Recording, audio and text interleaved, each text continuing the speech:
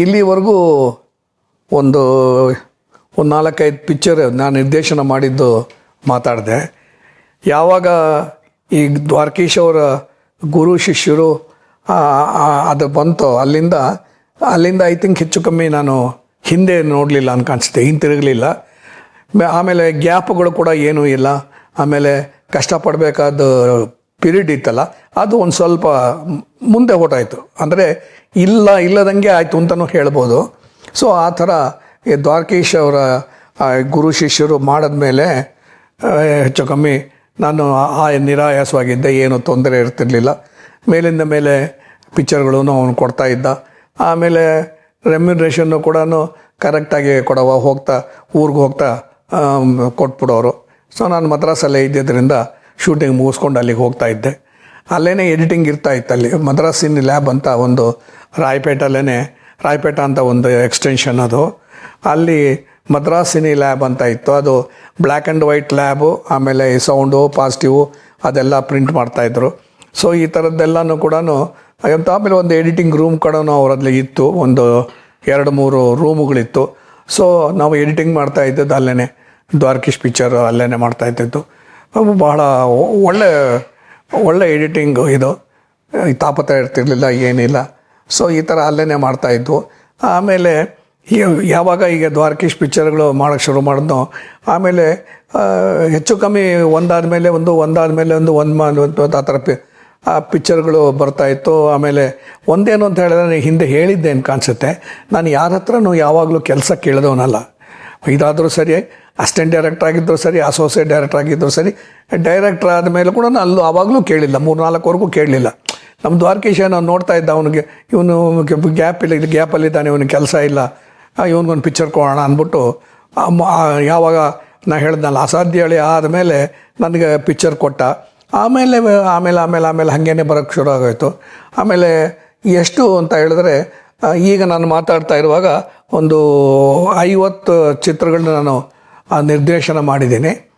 50 ಚಿತ್ರಗಳ ಪೈಕಿ ಯಾರ್ಯಾರ್ದು ಎಷ್ಟೆಷ್ಟು ಅನ್ನೋದು ಕೂಡ ನಾನು ಹೇಳೋಕ್ಕೆ ಇಷ್ಟಪಡ್ತೀನಿ. ಯಾಕೆಂದರೆ ಭಾಳ ಪ್ರೊಡ್ಯೂಸರ್ಗಳು ನನಗೆ ಮೇಲಿಂದ ಮೇಲೆ ಪಿಕ್ಚರ್ ಕೊಟ್ಟಿದ್ದಾರೆ. ಆ ಥರ ಮಾಡಿ ಹಂಗೂ ಹಿಂಗೂ ಮಾಡಿ ಒಂದು ತೆಲುಗು ಸಿನಿಮಾನು ಸೇರಿ ಒಂದು 50 ಚಿತ್ರಗಳನ್ನ ಮಾಡಿದ್ದೀನಿ. 49 ಕನ್ನಡ ಚಿತ್ರಗಳು, 1 ತೆಲುಗು ಚಿತ್ರ. ಆ ತೆಲುಗು ಚಿತ್ರ ಯಾರ್ದು ಅಂತ ಹೇಳಿದ್ರೆ, ಲಕ್ಷ್ಮೀ ಅವರು ಪ್ರೊಡ್ಯೂಸ್ ಮಾಡಿದರು ತೆಲುಗಲ್ಲಿ. ಅದು ಅವಳ ಹೆಜ್ಜೆ ಅಂತ, ಅದನ್ನು ತೆಲುಗಲ್ಲಿ ಮಾಡಿದರು. ಅವರು ನನಗೆ ಕೊಟ್ಟರು. ಸೊ ಅವರು ನನಗೆ ಸತತವಾಗಿ 3 ಚಿತ್ರಗಳು ಕೊಟ್ಟಿದ್ದಾರೆ ಲಕ್ಷ್ಮೀ ಅವರು, ಅವ್ರದ್ದೇ ಇದು. ಆದರೆ 3 ಚಿತ್ರದಲ್ಲಿ, ಆ ಟೋನಿ ಅನ್ನೋ ಚಿತ್ರದಲ್ಲಿ ರಾಜೇಂದ್ರ ಸಿಂಗ್ ಬಾಬು ಕೂಡ ಪಾರ್ಟ್ನರು. ರಾಜೇಂದ್ರ ಸಿಂಗ್ ಬಾಬು, ಲಕ್ಷ್ಮಿ ಅವ್ರ ಗಂಡ, ಎಲ್ಲರೂ ಒಂದು 4 ಜನ ಪಾರ್ಟ್ನರು. ಜೊತೆಗೆ ಅಂಬರೀಷ್ ಕೂಡ ಪಾರ್ಟ್ನರ್ ಅದರಲ್ಲಿ. ಸೊ ಅದು ಟೋನಿ ಅಂತ, ಅದನ್ನು ಒಂದು ರೀತಿ ಅಚ್ಚುಕಟ್ಟಾಗಿ ಬಂತು. ಕರೆಕ್ಟ್. ಮೋಹನ್ ಶರ್ಮಾ ಅಂದರೆ ಯಾರು ಅಂದರೆ, ಲಕ್ಷ್ಮಿಯವ್ರ ಯಜಮಾನ್ರೇ ಮೋಹನ್ ಶರ್ಮಾ ಅಂತ. ಮೋಹನ್ ಅಂತ, ಶರ್ಮಾ ಅಂತ ಕರಿತಿರ್ಲಿಲ್ಲ, ಮೋಹನ್. ಅವರು ಕೂಡ ಪಾರ್ಟ್ನರು. ಕರೆಕ್ಟ್, ಅವರು ಕೂಡ ಪಾರ್ಟ್ನರು. ಜೈರಾಜ್ ಯಾರು ಅಂತ ಹೇಳಿದ್ರೆ, ನಮ್ಮ ಸಂಗ್ರಾಮ್ ಸಿಂಗ್ ಬ್ರದರು. ನಾನು ಇವ್ರಿಗೆ, ನಮ್ಮ ಬಾಬುಗೆ ಅಂತ ಬಾಬು ಅಂತ, ನಮ್ಮ ರಾಜೇಂದ್ರ ಸಿಂಗ್ ಬಾಬು ಬರೀ ಬಾಬು ಅಂತಲೇ ನಾವು ಕರಿತಾ ಇದ್ದಿದ್ದು. ಸೊ ಅವನಿಗೆ ಸಂಗ್ರಾಮ್ ಸಿಂಗು, ಜಯರಾಜ ಅನ್ನೋರು ಅಣ್ಣ ತಮ್ಮಂದರು, ಅವ್ರು 3 ಜನ. ಅದಕ್ಕೆ ಮುಂಚೆ ಇವರು ಇದ್ದರು, ನಾಗರಾಜ್ ಸಿಂಗ್ ಅಂತ ಇದ್ದ, ಅವರು ಮೊದಲನೇ ಹೆಂಡತಿ ಮಗ, ಅವನು ನಾಗರಾಜ್ ಸಿಂಗ್ ಅಂತ. ಅವನು ಕೂಡ ಪ್ರೊಡ್ಯೂಸರು, ಡೈರೆಕ್ಟ್ರು ಎಲ್ಲನೂ. ಏನೋ 2-3 ಪಿಕ್ಚರ್ ಮಾಡಬೇಕು ಅಂತ ನನಗೊಂದು ಪಿಕ್ಚರ್ ಕೊಟ್ಟು ಮಾಡಬೇಕು ಅಂತ ನೋಡ್ತಾ ಇದ್ದ. ಅಂಬರೀಷ್ ಇಟ್ಕೋಬೇಕು ಅಂತ ನೋಡ್ತಾ ಇದ್ರು. ಏನಂದ್ರೆ ಅದಾಗಲೇ ಇಲ್ಲ ನಾಗರಾಜ್ ಸಿಂಗು. ಬಟ್ ಬಾಬು ಇವನು ಯಾವಾಗಲೂ ಕೂಡ ಒಂದ್ಸತಿ ಸಂಗ್ರಾಮ್ ಸಿಂಗ್ ಜೊತೆ ಮಾಡವ, ಇನ್ನೊಂದು ಜಯರಾಜ್ ಸಿಂಗ್ ಅಂತ ಕೊಡವ ತಮ್ಮನಿಗೆ. ಜಯರಾಜ್ ಅವ್ರ ಜೊತೆನೇ ಇರೋರು, ಪ್ರೊಡಕ್ಷನ್ ಎಲ್ಲ ನೋಡ್ಕೋತಾ ಇದ್ದರು. ಇವನು ಎಲ್ಲನೂ ಕೂಡ ಅರೇಂಜ್ಮೆಂಟು ಅದು ಇದು ಮಾಡೋದು, ದುಡ್ಡು ಹಣಿಸೋದು, ಎಷ್ಟೇ ಕೆಲಸದಲ್ಲಿ ಇರ್ತಿತ್ತು. ಅವನನ್ನು ನಾ ಮಾಡುವಾಗ ಎಲ್ಲನೂ ಕೂಡ ತಮ್ಮ ರಾಜೇಂದ್ರ ಸಿಂಗ್ ಬಾಬು ಏನು ಇಂಟ್ರಿಫಿಯರೇ ಆಗ್ತಾ ಇರಲಿಲ್ಲ. ಯಾತಕ್ಕೂ ಕೂಡ ಅವನು ಅಡ್ಡ ಬರ್ತಿರಲಿಲ್ಲ, ಏನಿಲ್ಲ. ಸಬ್ಜೆಕ್ಟ್ ಸೆಲೆಕ್ಟ್ ಮಾಡ್ಕೊಡೋದು ಅಷ್ಟೇ. ಆಮೇಲೆ ಟ್ಯೂನ್ಗಳು ಆಗಲಿ ಏನಾಗಲಿ ಅವನೇ ಡೈರೆಕ್ಟರ್ ಆದರೂ ಕೂಡ ನನಗೆ ಬಂದು ಇಂಟರ್ಫಿಯರ್ ಆಗ್ತಾ ಇರಲಿಲ್ಲ. ಆ ಥರ ನನಗೆ ಒಳ್ಳೆ ಪ್ರೊಡ್ಯೂಸರ್ ಅಂತ ಹೇಳ್ಬೋದು. ಸೊ ನನಗೆ ದ್ವಾರಕೀಶ್ ಅವರು ನನಗೆ ಮೊದಲು ಹಿಂಗೆ ಹೇಳಿದೆ ಭಾಗ್ಯವಂತರು, ಆಮೇಲೆ ಎರಡನೇದು ಮಂಕುತಿಮ್ಮ, ಆಮೇಲೆ ಗುರು ಶಿಷ್ಯರು, ಆಮೇಲೆ ಇನ್ನೊಂದು ಕುಳ್ಳಿ ಅಂತ ಮಾಡಿದೆ. ಕುಳ್ಳಿ ಅಂತ ಹೇಳಿದ್ರೆ ಅದು ಟೈಟ್ಲೆಲ್ಲ ನೋಡಿದ್ರೆ ಗೊತ್ತಾಗ್ಬಿಡುತ್ತೆ, ಕುಳ್ಳನೇ ಹೀರೋಯಿನ್ನು, ಅದಕ್ಕೆ ತಕ್ಕ ಒಂದು ಕುಳ್ಳಿದ ಒಬ್ಬರು ಹೀರೋಯಿನ್ ಬೇಕು ಅಂದ್ಬಿಟ್ಟಿದ್ದಾನೆ. ಜಯಚಿತ್ರನ ಹಾಕ್ಕೊಂಡು ಅವರಿಬ್ಬರೇ ಪೇರ್ಗಳು, ಲವರ್ಸು ಆ ಥರ ಇದ್ದರು. ಆಮೇಲೆ ತುಂಬ ಚೆನ್ನಾಗಿತ್ತು. ಪ್ರಾರಂಭದಲ್ಲೇ ಏನಂತ ಹೇಳಿದ್ರೆ ಅವನೊಂದು ಸ್ಕೂಲು, ಡ್ರೈವಿಂಗ್ ಸ್ಕೂಲ್ ಇಟ್ಕೊಂಡು ಎಲ್ರಿಗೂ ಡ್ರೈವಿಂಗ್ ಹೇಳ್ಕೊಡೋದು. ಸೊ ಅವ ಪಕ್ಕದಲ್ಲಿ ಇವಳದೊಂದು ಸ್ಕೂಲು, ಇವಳು ಸ್ವಲ್ಪ ಡ್ರೈವಿಂಗ್ ಹೇಳ್ಕೊಳ್ಳೋದು. ಇವಳು ಹೆಂಗಸರುಗಳಿಗೆ ಗಂಡಸರು ಎಲ್ಲರೂ ಹೇಳ್ಕೊಡ್ತಾಯಿದ್ರು, ಇವನು ಎಲ್ರಿಗೂ ಹೇಳ್ಕೊಡ್ತಾ ಇದ್ದ. ಸೊ ಇವರಲ್ಲೇ ಕಾಂಪಿಟೇಷನ್ನು, ಯಾಕೆಂದರೆ ಪಕ್ಕದಲ್ಲೇ ಇದೆಯಲ್ಲ, ಅದಕ್ಕೆ ಕಾಂಪಿಟೇಷನ್ನು, ಸಾಂಗು ಇದು ಎಲ್ಲನೂ ಭಾಳ ಮಜಾ ಇತ್ತು ಅದರಲ್ಲಿ. ಇದು ಒಂಥರ ಎಂಟರ್ಟೈನಿಂಗ್ ಆಗಿತ್ತು. ಅದರಿಂದನೇ ಆ ಪಿಕ್ಚರು ಕೂಡ ಚೆನ್ನಾಗಿ ಬಂತು, ಚೆನ್ನಾಗಿ ಮೂಡ್ ಬಂತು. ಆಮೇಲೆ ಐ ಥಿಂಕ್ ಅದು ಮಾರಾಟ ಆಯಿತು ಅಂತ ಕಾಣಿಸುತ್ತೆ.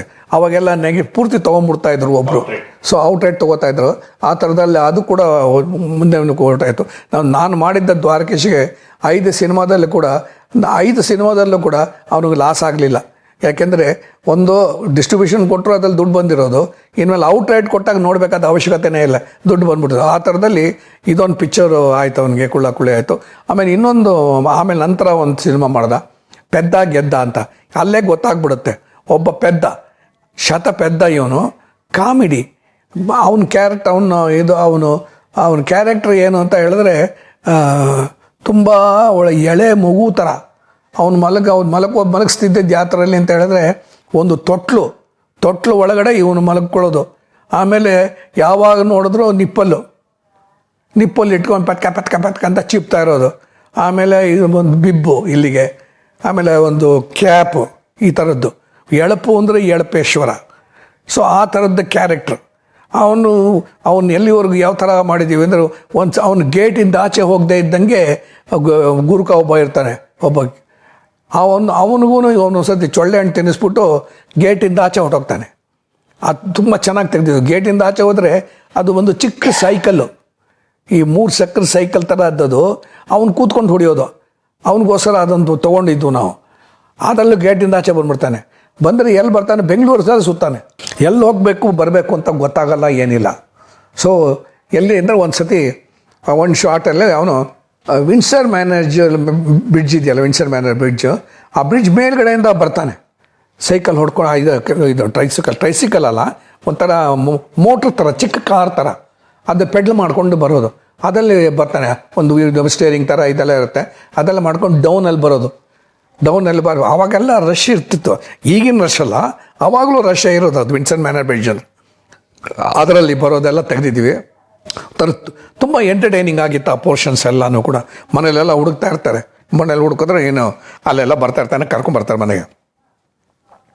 ಇದು ಯಾತಕ್ಕೋಸ್ಕರ ಇವನ್ಗೆ ಮಾಡ್ತಾರೆ ಅಂತ ಹೇಳಿದ್ರೆ, ಆ ಮನೇಲಿ ಇವನ್ನ ಪೆದ್ದನ್ನು ಮಾಡಿಬಿಡ್ತಾರೆ.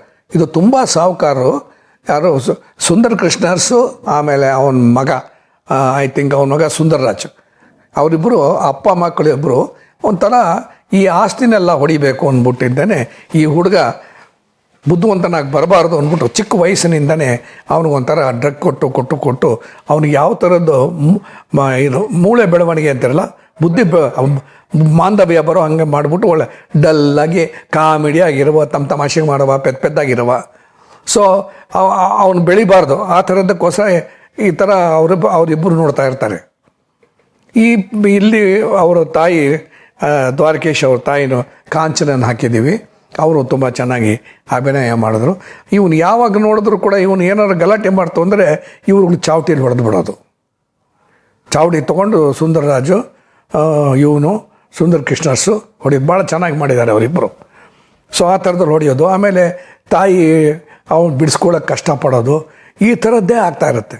ಸೊ ಮನೆಗೆ ನಮ್ಮ ಇವರು ಬರ್ತಾರೆ, ಲೋಕನಾಥ್ ಬಂದಾಗ ಈ ಥರ ಹುಡುಗನಿಗೆ ಈ ಥರ ಪೆದ್ದಾಗಿರೋದು ಏನು ಕಾರಣ ಏನು ಅದೆಲ್ಲ ಗೊತ್ತಾಗುತ್ತೆ. ಸೊ ಅವ್ರ ಮಗಳೇನೆ ಇವರು ಆರತಿ. ಸೊ ಏನದು ಒಂಥರ ಆರತಿ, ಆಮೇಲೆ ಇವ್ರಿಗೊಂಥರ ಈ ಹುಡುಗನ ಮೇಲೆ, ಈ ಮನೆ ಮೇಲೆ ಕನಿಕರ ಬಂದು ಇವನ್ನ ನೋಡ್ಕೊಳ್ಳೋಕ್ಕೆ ಅಂತಲೇ ಮನೇಲಿ ಇಲ್ಲಿ ಆರತಿನ ಬಿಡ್ತಾರೆ.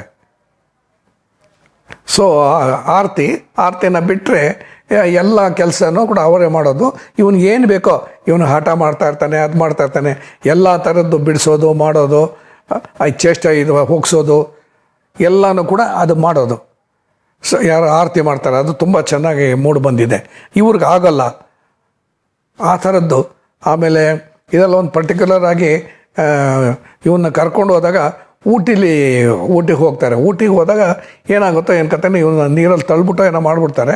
ಅವಾಗ ಊಟಿಯಲ್ಲಿ ಆ ಲೇಕ್ ಇದೆಯಲ್ಲ, ಅಲ್ಲಿ ಪಾಪ ನಿಜವಾಗ್ಲೂ ಹೇಳ್ತೀನಿ, ನಮ್ಮ ದ್ವಾರಕೀಶಿನ ನಾವು ಅಪ್ರಿಷಿಯೇಟ್ ಮಾಡಬೇಕು.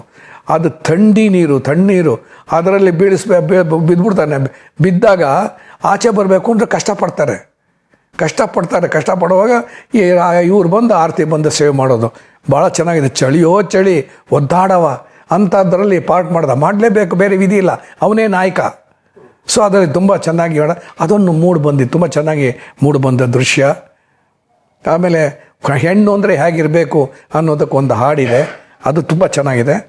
ಆಮೇಲೆ ಇವಳನ್ನು ಹೇಗೆ ಅಂದರೆ ನಾವು ಸ್ವಲ್ಪ ಜ್ಞಾಪಕ ಇರ್ಬೋದು ನಿಮಗೆ, ಈ ಮಲ್ಲಮ್ಮನ ಪವಾಡ ಅಂತ ಬಂತಲ್ಲ, ಮಲ್ಲಮ್ಮನ ಪವಾಡದಲ್ಲಿ ಅಣ್ಣವ್ರೊಂಥರ ಪೆದ್ದಾಗೇ ಇರ್ತಾರೆ.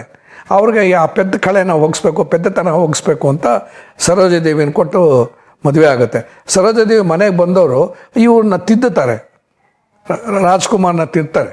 ಆ ತಿದ್ದಿಗ ಅವನು ಒಳ್ಳೆ ಮನುಷ್ಯ ಆಗ್ತಾನೆ, ಬುದ್ಧಿವಂತ ಆಗ್ಬಿಡ್ತಾನೆ.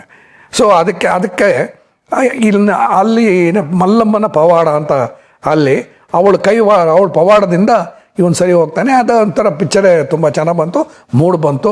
ಆಮೇಲೆ ನಮ್ಮ ಪುಟ್ಟಣ್ಣ ಕಣಗಾಲ್ ಅವರ ನಿರ್ದೇಶನ ಮಾಡಿದ ಚಿತ್ರ ಅದು ಮಲ್ಲಮ್ಮನ ಪವಾಡ ಅಂತ. ಸ್ವಲ್ಪ ಎಲ್ಲೋ ಎಳೆ ಒಂದು ಸ್ವಲ್ಪ ಅಲ್ಲಿಗೆ ತಾಕತ್ತೆ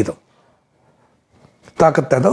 ಸೊ ಇವಳನ್ನು ವಾಸಿ ಮಾಡೋದು ಇದು ಮಾಡೋದು ಆ ಥರ ಎಲ್ಲ ಮಾಡಿ ಕೊನೆಗೆ ಇವ್ರು ಮಾಡ್ತಿರೋ ತಪ್ಪುಗಳನ್ನೆಲ್ಲನೂ ಯಾರು ವಿಲನ್ಗಳು ಮಾಡ್ತಾ ಇರ್ತಾರಲ್ಲ ಆ ತಪ್ಪನ್ನೆಲ್ಲ ಹೊರಗಡೆ ತಂದು, ಆಮೇಲೆ ಎಲ್ಲಿವರೆಗೆ ಅಂತ ಹೇಳಿದ್ರೆ ಅವನು ಇವ್ರನ್ನ ಹೊಡೆದಾಡೋ ಒಂದು ಲೆವೆಲ್ಗೆ ಬಂದ್ಬಿಡ್ತಾನೆ ಅವನು. ಆ ಜಾಗದಲ್ಲಿ ಒಂದು ಭಾಳ ಚೆನ್ನಾಗಿದೆ. ಒಂದು ಅವನು ಪೆದ್ದನಾಗಿರುವಾಗ ಊಟಿಲಿ ಶೂಟಿಂಗ್ ನಡೀತಾ ಇರುತ್ತೆ. ಏನಂತ ಹೇಳಿದ್ರೆ ಒಂದು ಕರಡಿ ಇವನ್ನ ಅಟ್ಯಾಕ್ ಮಾಡುತ್ತೆ. ಇವನಿಗೊಂದು ಲವ್ವರ್ ಥರ ಇರ್ತಾಳೆ ಅವಳು. ಐ ಥಿಂಕ್ ಬಾಂಬೆ ಅವಳು ಮಧುಮಾಲಿನಿ. ಎಸ್. ಇವ್ರು ಏನು ಮಾಡ್ತಾರೆ ಅಂದರೆ ವಿಲನ್ಗಳಿದ್ದಾರಲ್ಲ, ಇವನಿಗೆ ಹೆಂಗಾರು ಮಾಡಿ ಇದು ಮಾಡಬೇಕು, ಪ್ರೇಮದಲ್ಲಿ ಬೀಳಿಸ್ಬಿಡ್ಬೇಕು ಅಂದ್ಬಿಟ್ಟು ಈ ಬಾಂಬೆ ಹುಡುಗಿ ಇರ್ತಾಳವಳು ಮಧುಮಾಲಿನಿ ಅಂತ. ಬಾಂಬೆ ಹುಡುಗಿ ಅಂತ ಹೇಳಿದೆ, ಬಟ್ ಬಾಂಬೆ ಹುಡುಗವಳು ಮಧುಮಾಲಿನಿ. ಅವಳನ್ನ ತಂದಿದ್ದಾನೆ ಒಂದು ಮನೆಯಲ್ಲಿ ಇಟ್ಟು, ಆ ಮನೆಗೆ ಇವನು ಹೋಗೋ ಹಾಗೆ ಬರೋ ಹಾಗೆ ಮಾಡಿಬಿಟ್ಟು ಒಂಥರ ಬಳಕೆ ಮಾಡಿಬಿಡ್ತಾರೆ. ಇವಳು ಹೊರಗಡೆ ಕರ್ಕೊಂಡು ಹೋಗ್ತಾಳೆ ಒಂದು ದಿವಸ ಇವನ್ನ. ಇಲ್ಲಿ ಕರ್ಕೊಂಡು ಹೋದಾಗ ಏನಾಗುತ್ತೆ ಅಂದರೆ ಅಲ್ಲಿ ಊಟಿಲಿ ರೌಂಡ್ ಹೊಡಿತಾ ಇರ್ತಾರೆ. ಹೋಗ್ತಾ ಇರುವಾಗ ಏನಾಗುತ್ತೆ ಅಂದರೆ ಒಂದು ಮರಗಳ ಸಂದಿಯಿಂದ ಒಂದು ಕರಡಿ ಅಟ್ಯಾಕ್ ಮಾಡುತ್ತೆ. ಒಂದು ಕರಡಿ ಅದು ಅಟ್ಯಾಕ್ ಮಾಡಿದಾಗ ಇವಳ ಮೇಲೆ ಅಟ್ಯಾಕ್ ಮಾಡಿದಾಗ ಪಾಪ ಇವಳು ಕಷ್ಟಪಡ್ತಾಳೆ, ಓಡ್ತಾಳೆ, ಕರಡಿ ಓಡುತ್ತೆ. ತುಂಬ ಚೆನ್ನಾಗಿ ತೆಗೆದಿದ್ದೀವಿ ನಾವು ಅದನ್ನು. ಕರಡಿ ಓಡ್ ಬರೋದು, ಇದು ಓಡೋಗೋದು, ಇದ್ರ ಮಧ್ಯೆ ಓಡೋಗ್ತಿರುವಾಗ ಇವನು ನಮ್ಮ ನಾಯಕ ಇದ್ದಾನಲ್ಲ ಕುಳ್ಳ ದ್ವಾರಕೀಶ್ ಅವ್ರೇನು ಮಾಡ್ತಾರೆ, ಅವಳನ್ನ ಬಿಡಿಸಿ ಅಡ್ಡ ಬರ್ತಾರೆ. ಅಡ್ಡ ಬಂದರೆ ಅಲ್ಲಿ ಕರಡಿಗೂ ಇವನಿಗೂ ಒಂದು ಆ್ಯಕ್ಷನ್ಸ್ ಆಗುತ್ತೆ. ಒಂದು ಫೈಟಿಂಗ್ ಥರ ತೆಗೆದಿದ್ದೀವಿ. ಕರಡಿ ಬಿಡುವಲ್ದು, ಇವನ್ನ ಎತ್ತಾಕೋದು, ಇವನ ಮೇಲೆ ಬೀಳೋದು, ಕರಡಿನ ಬೀಳಿಸೋದು, ಕರಡಿ ಜೊತೆ ಫೈಟಿಂಗ್ಗಳು. ಆ ಕರಡಿನ ಎರಡು ಕಾಲ ಮೇಲೆ ನಿಂತಿರುತ್ತೆ, ಎರಡು ಕೈ ಹಿಂಗೆ ಹಿಡ್ಕೊಂಡು ಫೈಟಿಂಗ್ ಮಾಡೋದು, ಈ ಥರದ್ದೆಲ್ಲ ಮಾಡಿದ್ದೀವಿ. ಮೊದಲು ಕರಡಿ ಶಾರ್ಟ್ಸ್ ಎಲ್ಲ ತೆಗೆದು ಈಗ ಕರಡಿನ ಇವನು ಹಿಡ್ಕೋಬೇಕು. ಈ ಪ್ರಸಂಗ ಬಂದ್ಬಿಡ್ತು. ಈ ಕರಡಿನ ಹಿಡ್ಕೋಬೇಕು ಅಂತ ಹೇಳಿದ್ರೆ ಈ ಕರಡಿಗೆ ಏನು ಮಾಡೋದು ಅಂದರೆ ಒರಿಜಿನಲ್ ಮಾಡಬೇಕು ಅಂತ ಹೇಳಿದಾಗ ಒರಿಜಿನಲ್ ಕರಡಿನೇ ತಂದಿತ್ತು ಮದ್ರಾಸಿಂದ ತರಿಸಿದ್ವು. ಒರಿಜಿನಲ್ ಕರಡಿಗೆ ಕೈಗೆ ಏನಾದರೂ ಕೊಂಚ ಗ್ಲೌಸ್ ಗೀಸ್ ಏನು ಹಾಕಿದ್ರು ಕೂಡ ಒಂದು ಸಲ ಏನಾದರೂ ಚುಚ್ಚುತ್ತೆ. ಆ ಕರಡಿ ಕೈನ ಹಿಡ್ಕೊಂಡು ಇವನು ಆ್ಯಕ್ಷನ್ ಮಾಡಬೇಕು ಅಂತ ಹೇಳಿದ್ರೆ ಕರಡಿನ ತಂದಿದ್ದಾನೆ.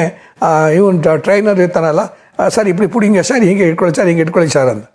ಅವನು ಅಯ್ಯಯ್ಯೋ ನನಗಾಗಲ್ಲ, ನನ್ನ ಕೈಲಿ ಆಗಲ್ಲ ಅಂದ್ಬಿಟ್ಟು ಹೋಗಿ ಗಲಾಟೆ ಮಾಡಾಕ್ಬಿಟ್ಟ.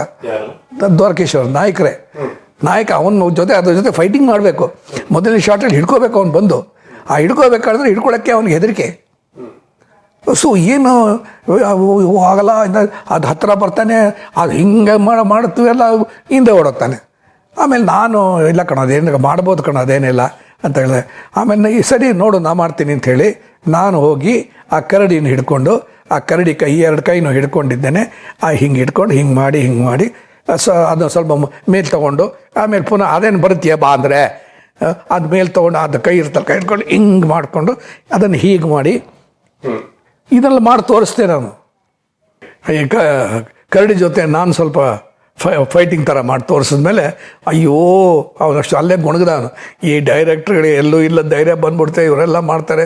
ಅಯ್ಯೋ ನಾನು ಹೇಳಿದೆ, ಇದನ್ನು ಯಾಕಪ್ಪ ಕತೆ ಸೆಲೆಕ್ಟ್ ಮಾಡಿದೆ ನೀನು?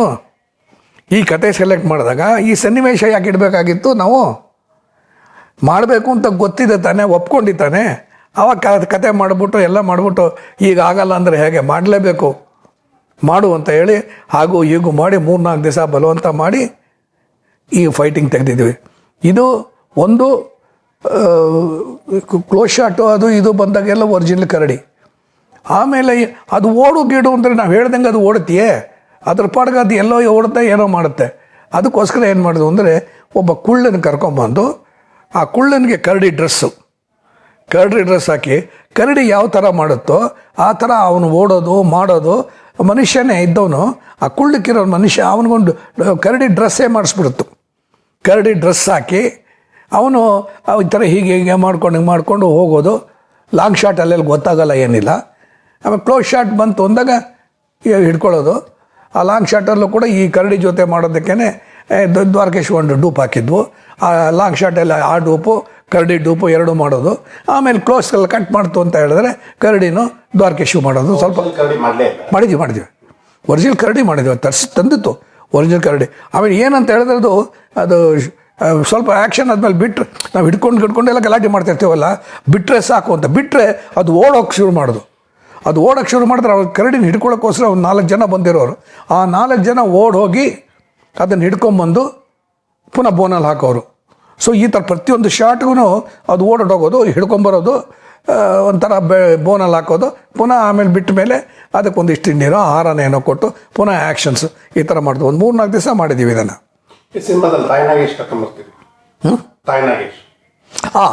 ಹೇಳ್ತೇನೆ. ಒಂದೇನು ಅಂತ ಹೇಳಿದ್ರೆ, ಈ ಹುಡುಗ ಈ ಥರ ಪೆದ್ದಾಗಿರ್ತಾನಲ್ಲ, ಪೆದ್ದಾಗಿದ್ದಾಗ ಒಂದು ಯಾರೋ ಒಬ್ಬರು ಫಾರಿನ್ ಡಾಕ್ಟ್ರ್ ಒಬ್ಬರು ಬಂದಿದ್ದಾರೆ ರಿಟರ್ನು. ಅವ್ರು ಈ ಥರ ಭಾಳ ಜನ ಕೇಸುಗಳನ್ನ ಇದು ವಾಸಿ ಮಾಡಿದ್ದಾರೆ. ನಾವು ಯಾಕೆ ಒಂದ್ಸತಿ ತೋರಿಸ್ಬಾರ್ದು ಅಂತ ಈ ಪೆದ್ದಾಗಿರ್ತಾನಲ್ಲ ದ್ವಾರಕೃಷ್ಣ ಕರ್ಕೊಂಡು ಹೋಗ್ತಾರೆ. ಅದು ಅವರು ಟೆಸ್ಟ್ ಮಾಡ್ತಾರೆ. ಸೊ ಅವರು ಫಾರಿನ್ ರಿಟರ್ನ್ ಡಾಕ್ಟ್ರು ತಾಯಿ ನಾಗೇಶು ಅವನು ಇವನ್ನ ಇದು ನೋಡ್ತಾರೆ, ಚೆಕ್ಕೆಲ್ಲ ಮಾಡ್ತಾರೆ. ಚೆಕ್ಕೆಲ್ಲ ಮಾಡಿದಾಗ ಇವ್ರಿಗೆ ನಾನು ಸರಿ ಮಾಡ್ತೀನಿ ಇವ್ರಿಗೆ ಅಂತ ಸರಿ ಮಾಡಿ ತುಂಬ ಸಂತೋಷ ಆಗುತ್ತೆ ಅಂತ ತಾಯಿ ಹೇಳ್ತಾಳೆ. ಸೊ ನೆಕ್ಸ್ಟ್ ಡೇ ಏನು ಮಾಡ್ತಾರೆ, ಹೇಗೆ ಅಂತ ಹೇಳಿದ್ರೆ ಈ ಹುಡುಗ ಹೇಗೆ ಮಾಡ್ತಾನೋ ಅದೇ ಥರ ತಾಯಿ ನಾಗೇಶು ಮಾಡ್ತಾರೆ. ಸೊ ಪೆದ್ದಾಗಿ ಮಾಡೋದು, ಆ ಮೆಟ್ಲು ಇಳ್ಕೊಂಬಂದರೆ ಒಂದು ನಾಯಿ ಬೆಕ್ಕಿಳ್ಕೊಂಬತ್ತಲ್ಲ ಆ ಥರದ್ದು ಮಾಡೋದು, ಇವೆಲ್ಲನೂ ಕೂಡ ನಾವು ತೋರಿಸುವಾಗ ತಾಯಿ ನಾಗೇಶ್ ತೋರಿಸುವಾಗ ಈ ಥರ ತೋರಿಸ್ಬಿಡ್ತೀವಿ. ಯಾವ ಥರ ಅವನು ಕೂಡ ಹುಚ್ಚುಚ್ಚಾಗಿ ಬರೋ ಥರ ಅವನೇ ಆಮೇಲೆ ನೋಡಿದ್ರೆ ಅವನೇ ಡಾಕ್ಟ್ರು. ಆ ಥರದ್ದೊಂದು ಟ್ರಿಕ್ಕೆಲ್ಲ ಮಾಡಿದ್ದೀವಿ, ಚೆನ್ನಾಗಿದ್ದಾವೆಲ್ಲ. ಆಮೇಲೆ ಅಲ್ಲಿ ಅವ್ನಿಗೆ ಏನು ಬೇಕೋ ಟ್ರೀಟ್ಮೆಂಟ್ ಎಲ್ಲ ಕೊಟ್ಟೋಗಲ್ಲ ಇವಳನ್ನ ಕರ್ಕೊಂಬರೋದು. ಇವಳು ನೋಡ್ಕೊಳ್ಳೋಕ್ಕೆ ಅಂತ ಒಬ್ರು ಇದ್ದರೆ ಚೆನ್ನಾಗಿರುತ್ತೆ, ಅದು ಮಾಡ್ಬೋದು ಅಂತ ಹೇಳಿದಾಗಲೇ ಇಲ್ಲ ಆರತಿನ ಕರ್ಕೊಂಬಂದು ಬಿಡೋದು, ಆರತಿ ಅವನ್ನ ಸರಿ ಮಾಡೋದು. ಆಮೇಲೆ ಆರತಿ ಮಾಮೂಲಿಯಾಗಿ ಮಾಮೂಲಿ ಮನುಷ್ಯನ ಹೇಗೆ ಇರಬೇಕೋ ಆ ಥರ ಮಾಡಿಬಿಡ್ತಾರೆ. ಒಂದು ಪವಾಡ ಮಾಡ್ತಾರೆ ಅಂತಲೇ ಹೇಳ್ಬೋದು. ಹೇಗೆ ಅಲ್ಲಿ ಮಲ್ಲಮ್ಮನ ಪವಾಡದಲ್ಲಿ ಸರೋಜಾದೇವಿಯವ್ರ ಪವಾಡ ಮಾಡಿ ರಾಜ್ಕುಮಾರ್ ಸರ್ನ ಇದು ಮಾಡ್ತಾರೋ ಅದಕ್ಕೋರ್ಸೋದು ಅದು ಬಿ ಪುಟ್ಟಸ್ವಾಮಯ್ಯನವರ ನಾವಲ್ಲು. ಅದಕ್ಕಿಂತ ಮುಂಚೆ ನಾವು ಸ್ವಲ್ಪ ನೋಡ್ತು ಅಂದರೆ ಬೆಂಗಾಲಿಲಿ ಇದ್ದ ನಾವಲ್ ಅದು, ಬೆಂಗಾಲ್ದದು. ಬಹುಶಃ ನಂಗೆ ಬುದ್ಧಿ ತಿಳಿದ ಮಟ್ಟಿಗೆ. ಆಮೇಲೆ ಈ ಕನ್ನಡದಲ್ಲಿ ಮಾತ್ರ ಪುಟ್ಟಸ್ವಾಮಯ್ಯನವ್ರು ಬರೆದಿದ್ದ ಮಲ್ಲಮ್ಮನ ಪವಾಡ. ಸೊ ಅದಲ್ಲಿ ಇದು ಇಲ್ಲೇ ನಾವುಗಳೇ ಹುಟ್ಟಾಕಿದ ಕತೆ ಇದು ಯಾತಕ್ಕೋಸ್ಕರ ಅಂದರೆ ಇವನ್ನ ಕೋರ್ಟ್ಗೆ ಒಂದು ಕೇಸಲ್ಲಿ ಹಾಕ್ಬಿಡ್ತಾರೆ. ಆವಾಗ ಈ ಕೇಸ್ನ ಹೊಡೆದಾಡೋಕ್ಕೋಸ್ಕರನೇ ಒಬ್ಬ ಲಾಯರ್ ವಿಷ್ಣುವರ್ಧನ್ ಲಾಯರ್ ಬರ್ತಾರೆ. ಆಮೇಲೆ ಇವರು ಇನ್ನೊಬ್ಬ ಲಾಯರ್ ಆಗಿ ಇವ್ರು ಬರ್ತಾರೆ, ಭಾರತೀಯವ್ರು ಬರ್ತಾರೆ. ಬಂದರೆ ಆ ಇಬ್ರಿಗೂ ಕೂಡ ಏನು ಅವರಿಬ್ಬರು ಗಂಡ ಹೆಂಡ್ತಿನೇ, ಆದರೆ ಕೋರ್ಟಲ್ಲಿ ಬಂತು ಅಂತ ಹೇಳಿದ್ರೆ ಇಬ್ಬರು ಆಪೋಸಿಟ್ಗಳು. ಆ ಥರದ್ದು ಒಂದು ಪಾತ್ರ ಇಬ್ಬರದ್ದು. ಯಾಕೆಂದರೆ ದ್ವಾರಕೀಶಿಗೆ ಬಹಳ ಬೇಕಾದ್ದು ವಿಷ್ಣುವರ್ಧನ್ ಆದ್ದರಿಂದ ಭಾರತೀಯವರು. ಸೊ ಇದನ್ನು ಒಂದು ಗೆಸ್ಟಾಗಿ ಮಾಡಿದ್ದಾರೆ. ಆಮೇಲೆ ಕೊನೆಯಲ್ಲಿ ಇವನ್ನ ಕಿಡ್ನ್ಯಾಪು ಅದು ಇದು ಎಲ್ಲ ಬರುತ್ತೆ. ಬಂದಾಗ ಇವರು ಬಂದು ವಿಷ್ಣುವರ್ಧನ್ ಬಂದು ಕೊನೆ ಲಾಯರ್ ಬಂದು ಫೈಟಿಂಗ್ ಮಾಡೋದು. ಸೊ ವಿಷ್ಣುವರ್ಧನ್ ದ್ವಾರಕೀಶು ವಿಲನ್ಗಳು ಸೇರಿಕೊಂಡು ಫೈಟಿಂಗು. ಯಾಕೆಂದರೆ ವಿಷ್ಣುವರ್ಧನ್ ದ್ವಾರಕೀಶಿಗೆ ಬಹಳ ಗಂಟಸ್ಥ ಆವತ್ತಿನ ದಿವಸಕ್ಕೆ.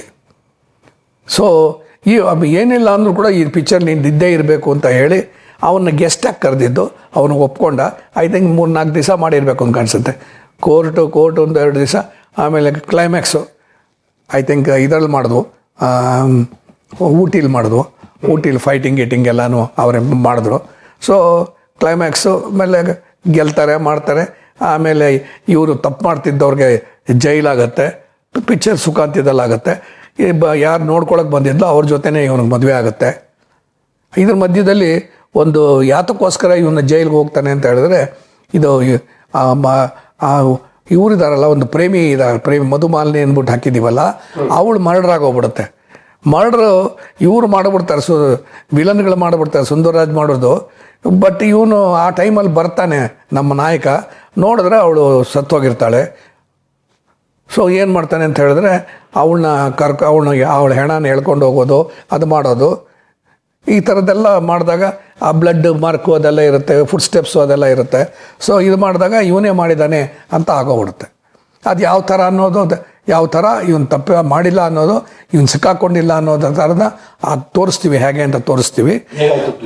ಹಾಂ, ಫಿಲ್ಮ್ ಆಯಿತು. ಇದು ಕೂಡ ಏನಾಗುತ್ತೆ ಅಂದರೆ ನಮ್ಮ ದ್ವಾರಕೆಗೆ ಅದೃಷ್ಟ. ಇದು ಪಿಕ್ಚರು ಐ ಥಿಂಕ್ ನಂಗೆ ತಿಳಿದ ಮಟ್ಟಿಗೆ CVL ಶಾಸ್ತ್ರಿ ಅವರು ಡಿಸ್ಟ್ರಿಬ್ಯೂಷನ್ ಆಫೀಸ್ ಇಟ್ಟಿದ್ರು. ಅವರು ಈ ಪಿಕ್ಚರ್ ನೋಡ್ಬಿಟ್ಟು ಇಷ್ಟಪಟ್ಬಿಟ್ಟು ಫೋಲ್ ಔಟ್ಲೆಟ್ ಕೊಂಡ್ಕೊಂಬಿಟ್ರು. ಸೊ ಈ ಒಂದು ಪಿಕ್ಚರ್ ಕಲೆಕ್ಷನ್ನು ಯಾವ ಥಿಯೇಟ್ರಲ್ಲಿ ಎಷ್ಟು ಬರುತ್ತೆ, ಏನು ಬರುತ್ತೆ ಅನ್ನೋ ನೋಡಬೇಕಾದ ಅವಶ್ಯಕತೆನೇ ಇಲ್ಲ. ಮೊದಲೇ ಗೊತ್ತಾಗೋಯ್ತು, ಮೊದಲೇ ಲಾಭ ಬಂದ್ಬಿಡ್ತು. ಸೊ ದ್ವಾರಕೀಶಿಗೆ ನಾನು ಮಾಡಿದ ಪಿಕ್ಚರ್ಗಳೆಲ್ಲನೂ ಕೂಡ ನಾನು ಎದೆ ತಟ್ಕೊಂಡು ಹೇಳಬಲ್ಲೆ. ಎಲ್ಲ ಥರಲ್ಲೂ ಕೂಡ ಅವರು ಕಾಸು ಮಾಡಿದ್ದಾರೆ. ನನ್ನ 5 ಪಿಕ್ಚರ್ಲು ಕೂಡ 5 ಪಿಕ್ಚರನ್ನು ಕೂಡ ಅವರು ದುಡ್ದಿದ್ದಾರೆ ಅಂತಲೇ ನಾನು ಹೇಳ್ಬೋದು. ತುಂಬ ಲಾಭ ಬಂದಿದೆಯಾ? ತುಂಬ ಲಾಭ ಬಂದಿದೆ. ತುಂಬ ಅಂತ ಈ ಥರಕ್ಕೆ ಇವತ್ತಿನ ದಿವಸ ಲಾಭದ್ದು ಹೇಳಿ ಕಂಪೇರ್ ಮಾಡಬೇಡಿ. ಅವತ್ತು ಸಾಕಾಗಿತ್ತು. 6 ವಾರ 7 ವಾರ 8 ವಾರ ಹೋದ್ರೇ ಅದ್ಧೂರಿಯಾದ ಚಿತ್ರಗಳವೆಲ್ಲ. ಸೊ ಆ ಥರ ಅವನು ಈ ಪಿಕ್ಚರು ಚೆನ್ನಾಗಾಯಿತು. ಸೊ ನಾನು ಅವನ ಕಂಪನಿ ಇಷ್ಟು ಪಿಕ್ಚರ್ ಮಾಡಿದ್ದೇನೆ ನಾನು. ಅಷ್ಟು ಪಿಕ್ಚರು ಕೂಡ ಚೆನ್ನಾಗಾಯಿತು. ನನಗೆ ಅವರು ಮೊದಲೇ ಭಾಗ್ಯವಂತರು ಕೊಟ್ಟಿದ್ದರಿಂದ ನನಗೆ ಅವರು ಕರೆಕ್ಟಾಗಿ ಹೇಳಿದ್ರೆ ನನಗೆ ಅವರ ಅನ್ನದಾತರು ಅಂತಲೇ ಹೇಳ್ಬೋದು ನಾನು. ಯಾಕಂದರೆ ಇಷ್ಟು ಒಳ್ಳೆ ಪಿಕ್ಚರ್ಗಳು ಕೊಟ್ಟಿದ್ದಾರೆ. ಆ್ಯಂಡ್ ನಾನು ನನ್ನ ಜೀವನ ಕೂಡ ಸುಗಮವಾಗಿ ಸುಲಲಿತವಾಗಿ ಸಾಗೋದಕ್ಕೆ ಇವತ್ತೇನಾದ್ರು ನಾನು ಚೆನ್ನಾಗಿದ್ದೀನಿ ಅಂತ ಹೇಳಿದ್ರೆ ಅದಕ್ಕೆ ದ್ವಾರಕೀಶ್ ಅವರು ಕೂಡ ಕಾರಣ.